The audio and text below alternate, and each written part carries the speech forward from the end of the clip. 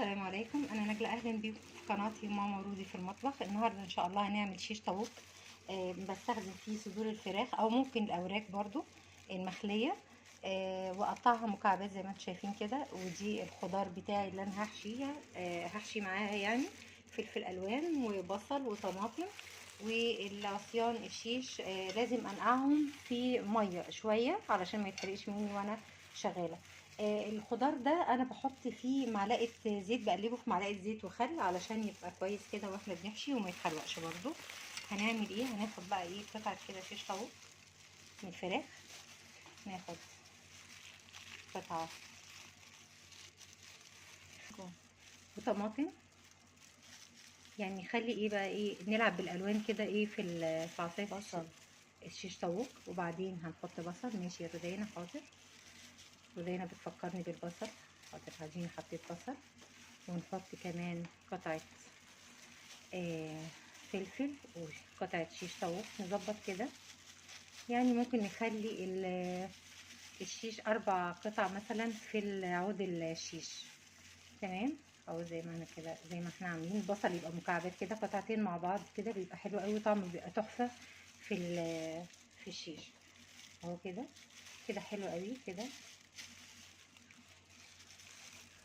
كده الشيش بتاعي. هكمل بقى كل الكمية واوريها لكم في الاخر ونشوف هنعملها ازاي مع بعض.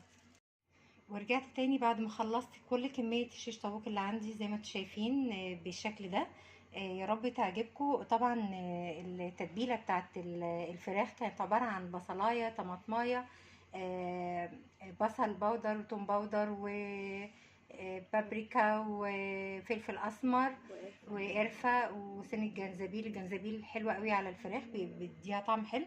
وطبعا كوباية زبادي صغيرة او معلقة كبيرة، ومعلقه زيت زيتون. كل ده بقى في الكبه بتاعتي وتتحط على كميه الفراخ، واسيبها في التتبيله يوم من بالليل. انا عامه بجيب الحاجه اتبلها بصراحه واشيلها في الفريزر، ولما احتاج اطلعها.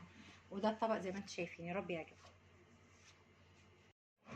كده انا هسوي بقى ان شاء الله الشيش طاووق اللي عندي الجريل كده على النار، شويه زيت صغيره. وهبتدي اما يسخن الزيت هبتدي بقى احطهم كده.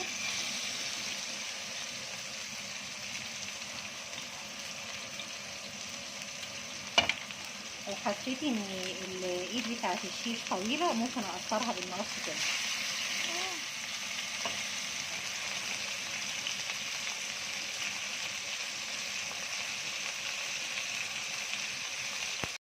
وكده بقى الشيش بتاعنا بعد ما طلع خلاص خلصت زي ما انتم شايفين.